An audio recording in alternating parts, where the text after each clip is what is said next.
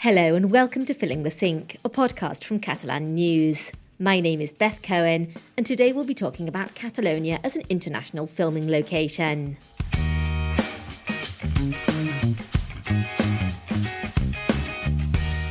Catalonia's role as a filmmaking hub goes back a long way, and in the last few decades there's been a boom in international production.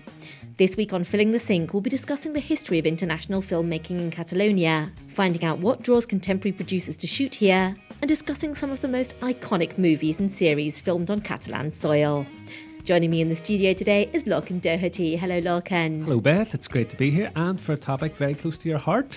Indeed. I've been in a lot of international productions shot here, although I have to say it's not just fiction. There's also a good deal of commercial and corporate filming taking place as well. Yeah, that's the reality of the industry, I suppose. Less artistically interesting, but still pays the bills. La Bella is La Bella. So, Lorcan, can you tell me a bit about the history of international film production in Catalonia? Well, I think international cinema's love affair with Catalonia probably began with Pandora and the Flying Dutchman. This was a 1951 romantic fantasy starring Ava Gardner and James Mason. Bit of a ridiculous plot, shot in beautiful Tossa de Mar on the Costa Brava. A little bit of 75-year-old gossip for you, Beth. There was a very brief love affair between Gardner and a Catalan actor, Mario Cabré, which actually led to Frank Sinatra, Gardner's fiancé at the time, travelling all the way to the Costa Brava to confront them. And then marry Gardner. Yeah, indeed. There's a statue of Gardner as Pandora in the town, and they still do tours this summer. They're doing tours around places where it filmed. And what about Barcelona on the silver screen? Probably one of the first times that Barcelona featured really heavily on international cinema screens was with The Passenger. This is a 1975 thriller starring Jack Nicholson. Barcelona features in the plot, and there are prominent scenes in two Gaudí buildings like Palau Güell in El Raval and La Pedrera on Passeig de Gràcia. But it's really been in the 21st century when Catalonia has come to the fore as a filming hub, and events such as the 1992 Olympic Games transformed Barcelona's global image. And we've also had the creation of film commissions and infrastructures which have helped to boost the popularity of Catalonia as a filming location. What notable films can you mention from this era?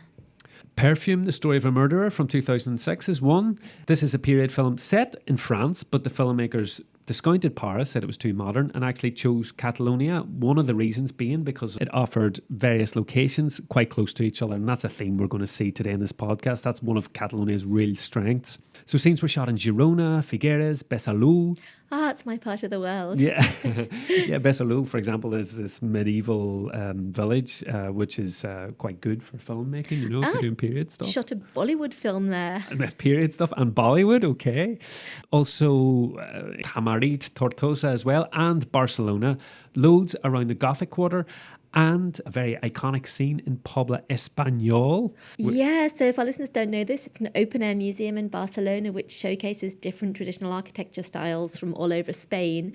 It was constructed for the 1929 World Expo. And what do they do in Pobla Espanyol? Yeah, it's a really interesting place, and it was the setting for the film's spectacular finale, featuring around 800 supporting actors and extras who end up having a mass orgy. Oh my. The power of perfume. And moving swiftly on, we've also got Vicky Cristina Barcelona, which came out in 2008. Yeah, Woody Allen, of course, he went ahead and put the name of the city in the film's title. And I mean, it's less which famous buildings can you spot and more which ones are missing, because there's the Sagrada Familia, La Rambla, Macba, Miró Foundation, La Pedrera. It's a real guided tour of Barcelona on film. And I'll just sneak in a mention of All About My Mother here as well. Todo sobre mi madre. Yeah, by Pedro Almodóvar. Great film. Not international, but had a big impact internationally.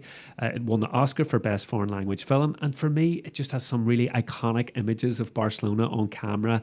The city at dusk from the sky, aerial views of the Mediterranean, the black and yellow taxis, the Sagrada Familia. And Montjuic Cemetery, with no spoilers, pretty emotional scene at the end of the film. Exactly. Now, look, in streaming platforms such as Netflix, HBO, Amazon, etc. are also choosing Catalonia. Yeah, there are loads of productions. Westworld, season 3 was shot in Besalú, this medieval town. Killing Eve had some scenes set in Girona, but actually filmed in Barcelona, and the main actress, Jodie Comer, speaking Catalan really well. And we can't forget Game of Thrones, which has put Girona on the map as a filming location and also brought a wave of mass tourism. I mean, I often see tour groups standing on the steps outside Girona Cathedral, marvelling at the fact that the sea just isn't there. Yeah, this is like a really huge one. Big production, global renown. Much of Game of Thrones season 6 was shot back in 2015 in Girona's Old Town. And as you said, real big impact on tourism. To give you an idea, tourist flats, Airbnbs and so on, more than quadrupled in 5 years. In 2015, there were 185, and in 2019, 866. Foreign tourists rose 45% in 4 years as well. So for better or for worse, the series really did put Girona on the map. And look, and producers don't just choose their locations randomly, right? They can seek advice from the Catalunya Film Commission. Yeah, so the Catalunya Film Commission, it's part of the Catalan Culture Department, and they work to facilitate and promote film shoots across Catalonia. You've also got local organisations, film offices, such as Barcelona Film Commission. As the name suggests, they're focused on Barcelona, part of the city council, and they help production companies get permits and so on. I spoke to Montserrat Guiu from Barcelona Film Commission and Laia Boixader from Catalunya Film Commission. Let's hear that interview.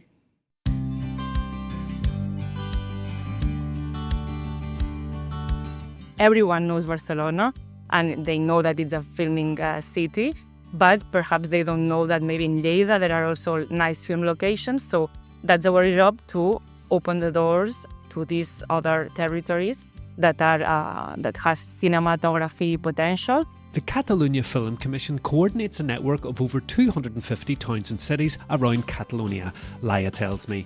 These local teams on the ground are responsible for giving permits. They know the shootable locations inside out and can find better than anyone the hidden gems that production teams look for. One of their members is the Barcelona Film Commission. As Montserrat explains, one of the attractions of shooting in the Catalan capital is the diversity of locations you can find in a relatively small city. In 100 square kilometers, you can find a lot of different locations. You know, you have the beach, you have mountains, you have a bunch of different architectural styles. You have streets with trees, which is not common in other cities, I have to say. And you have a lot of services. You have a crew that it's a professional crew. You have the office of Barcelona Film Commission, which helps you to shoot here in the city. And then, apart from everything you need to shoot here in the city, I think it's a vibrant city with a lot of, services and cultural adventures and things that you can do if you come here. Apart from working and shooting a film, you can also have fun, good food. What else do you need to come? Nothing else. It's a similar story across Catalonia as a whole. In a short drive, you can go from a small cove and Costa Brava, and then at the same day you can go to the Pyrenees and you can double for Scotland if you want. In the middle you can find medieval towns or small cities and very cosmopolitan places, also farmhouses, also you can find a lot of different locations in just a short drive. So it's really interesting, and that's the thing that we like to explain to international productions to come to visit us and to stay here to film. In Catalonia, we like to say that we are the strong production hub in the Mediterranean, not just because of these locations, but also because we have the infrastructures, we have studios, we have a project of building new studios here, and we have, as Montse said, really experienced crews and multilingual crews. Two of the biggest productions to shoot in Catalonia in recent years are the historical drama series The Crown from Netflix and the Hollywood action-adventure film Uncharted, starring Tom Holland as treasure hunter Nathan Drake, and also starring the city of Barcelona, with locations including Montjuïc, the Gothic Quarter, Plaça Real, the 15th century church Santa Maria del Pi, and Gaudi's masterwork, the Sagrada Familia. Uncharted was able to shoot here in Barcelona because of the pandemic, because it was shot in 2020, because of it was shot in Montjuïc, and what they needed for the preparation and everything they needed and all the streets and everything that had to be cut, and it would have been impossible in other season or in other times. I would say. So probably there was something good from the pandemics. And then the crown, I remember it was planned for September the 9th. And the Queen died the day before. So they postponed the shooting. So I remember exactly, what happened. And then, yes, there was a lot of preparations for 1 day or 2 days shoot because, they have to customize the place and you have to believe that you are in Paris. So Barcelona became Paris for 1 day. Barcelona became Paris, and, also for the crown, the small town of Vila de Cavalls became a Bosnian mining camp. While for Uncharted, they recreated a Thailand beach paradise in a cove on the Costa Brava, Cala Saboadella, in Lloret de Mar. And what about the economic impact of these shoots? Well, a 2024 report for the Spain Film Commission showed that for every €1 invested in international film and television series through tax incentives, the benefit to the economy was €9, including direct, indirect and induced effects. They hire people from here, they rent the material from here, they host, they stay in the hotels in here, they eat in the restaurants in here, so it's nice, the collaboration between the local economy and the international crews that comes and stay here for weeks, months, and they integrate it in the Catalan ecosystem. Thank you to Montserrat Guiu from Barcelona Film Commission and Laia Boixader from Catalunya Film Commission for speaking with us. Oh yeah, they were so nice. It was great to chat to them. So Logan, why are international producers choosing Catalonia? Well, we heard Montse and Laia say a big pull is the scenery and the real diverse landscapes here. We've got the Pyrenees, we've got the Mediterranean coast, the beaches, we've got medieval towns like Besalú, which we mentioned before. Catalonia is just a versatile location. Yeah, interestingly, cities can double up for old Europe, Paris, Rome, and one thing Montse mentioned was that other Catalan towns sometimes double for Barcelona, a century ago. The climate as well is another thing that really helps. You can shoot here pretty much all year round. Mm-hmm. And having a supportive film commission like the Catalunya Film Commission really helps. Yeah, definitely. And Catalonia is also well known, Spain in general, for skilled technical teams, multilingual actors. Check. And of course, there are also production costs to consider. Yeah, Catalonia is relatively inexpensive and there are also tax incentives. So Spain started offering tax incentives for international productions in 2015. Basically, 30% off the first €1,000,000 invested in eligible expenses and 25% on any additional expenses up to a maximum of €20 million per production for feature films and €10 million per episode for television series.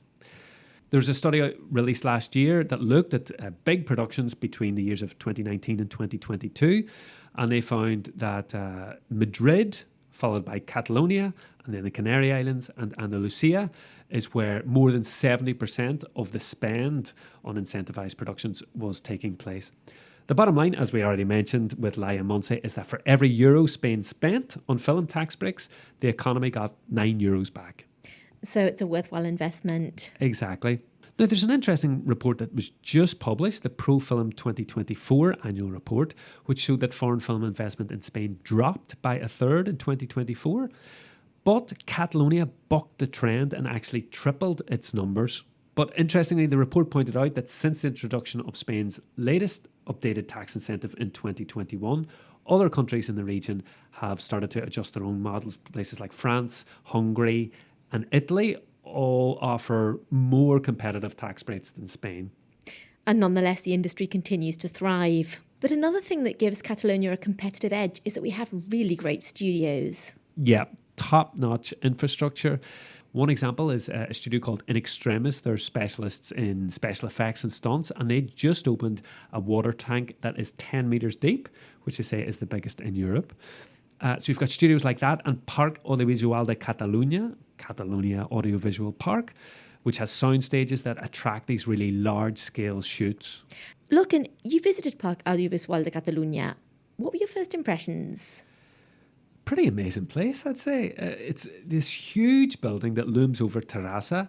Terrassa is not far from Barcelona. It's Catalonia's third largest city, and it's a real hub for the audiovisual industry. It was named UNESCO City of Film in 2017. And there at Parc Audiovisual de Catalunya, I got a guided tour with Cristina Brandner, who's the managing director. She began by explaining the really interesting history of the building. Let's hear how you got on.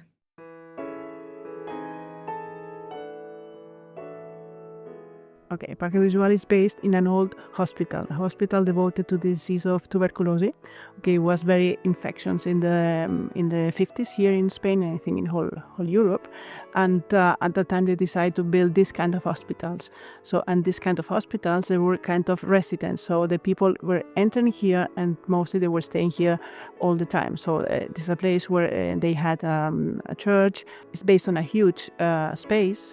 And in the early 2000s, the mayor of Terrassa decided to take over the building and to devote it to the audiovisual industry by putting first 2 stages and then 2 more sound stations. So in total now we have 4 sound stages. As well as the huge warehouse-like sound stages, Parc Audiovisual de Catalunya also offers directors the opportunity to shoot on the site, including disused parts of the old Hospital del Tòrax. Cristina has kindly offered to take us on a tour, but we start on what she calls their little humble museum. As a public company, she explains, part of their mission is education. We receive about 2,000, 2,500 people per year, so a lot of visits every year. And the reason is because we want to explain how the industry is, how the audiovisual industry is. Because sometimes we think that the audiovisual industry is about the red carpet and a lot of nice dresses and people and actresses and actors, and that's it, no? And this is an important part of the industry, but the industry has a lot of people working behind. I'm pretty sure I recognise some of the props on display here. Cemetery gates and headstones, a piano, a grandfather clock. Production companies, they are very generous and they leave us some sets of their productions. No? For us, it's very good because with these sets, through these sets, we explain to the kids and to the people visiting us how is the industry. So if you see here, this a person that had to design this, another person who had to do the construction, another one doing the painting, another one doing the illumination, another one with the camera. So it's a lot of people working there. No? Concrete, this one is from a movie from Bayona, from Juan Antonio Bayona. The movie is A Monster Calls, a fantastic movie. And for us, I always say the Bayona is a kind of reference for us because he studied in SCAC, which is a film school here in Terrassa. Cristina leads us outside to the cloister and gardens, where we can see preparations underway for an upcoming shoot. Next, we enter one of the park's most unique spaces, which is practical as well as cinematic uses. We are now in the chapel, okay? So this chapel, normally we use it for different purposes, a kind of very complementary space for the shooting. Sometimes this is used for catering, so something is used for host the public when we have a talent, or sometimes even we have done some shootings here. So it's very useful for us, no? They have this kind of space. Part of the old hospital's main building has been renovated and converted for use as a production base, a flexible space with dressing rooms, office space, and rooms for hair, makeup, and costume. But as Cristina leads us further into the depths of the building, she moves aside a conveniently placed Do Not Enter prop to reveal a derelict, decrepit hospital, frozen in time. We go through and explore, walls and ceilings stained and splattered with various shades of blood. Fake, I hope. The place pretty much screams perfect horror set. But it's versatile too. The long corridors with endless rooms and terraces can stand in for schools, prisons, research labs, as well as, of course, hospitals. The kind of locations is completely open to the producer, what they need to do, we allow them to do the locations. Normally, there are some sets that they stay, that the producers, they leave us, and it's very important for us that they leave us this kind of standard sets, because then we can reuse it for other shootings. But it depends on the production. So I think the good asset in this case is that the producers can do here inside the building a bit of what they want, what they need to complete the production if they use the soundstage too. A trip to one of the park's 4 sound stages is the final stop on our tour. We pass one of them where sets are being built. No photos or videos, Cristina warns. Confidentiality is paramount in this industry. Stepping inside Plateau U, soundstage 1, I sense a bizarre mismatch between what I'm seeing, a huge expansive space of 1,200 square metres, and what I'm hearing, no echo whatsoever. A soundstage is a big box, okay, without columns and with a soundproof. Okay, that's the difference of any regular building. Okay, and in this case as well, we have some passerelles, if you see here on the top, where the technicians can walk and can hang on the lighting and the cameras. But mainly the difference is that it is soundproof and no columns. Productions are demanding ever larger sound stages, Cristina says, from commercials and feature films to TV talent shows with live audiences. There are plans to increase Parc Audiovisual's 4 sound stages to 6, one of which will be 2,200 square metres. Well, I think we have a very high standard quality of facilities, and really, I can say, and now we plan to build 2 new studios, okay, 2 new sound studios, so we will be one of the major facilities in the south of Europe.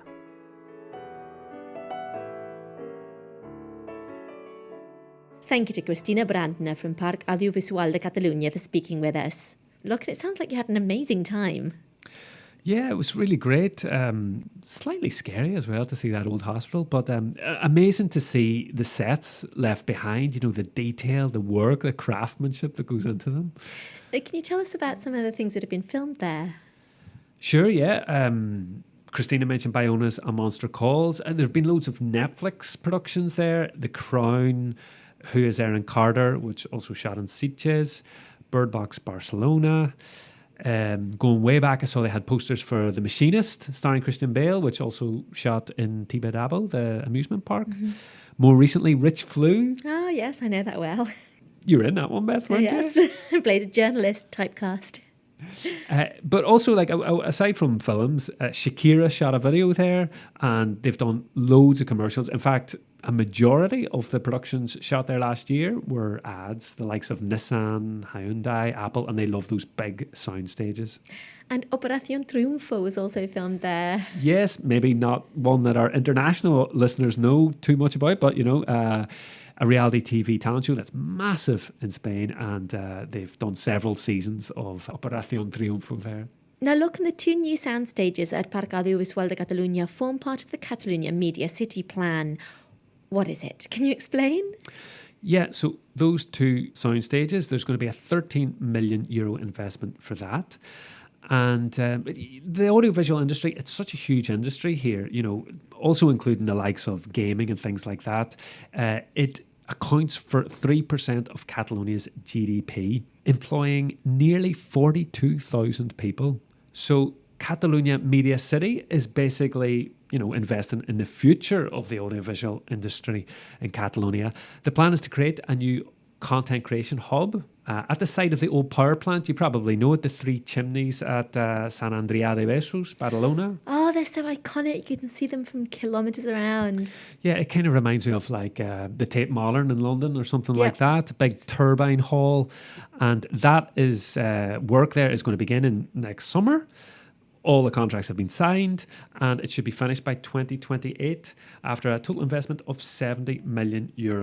The new facilities will include training spaces and a cultural centre focused on the latest trends in audiovisual and digital media.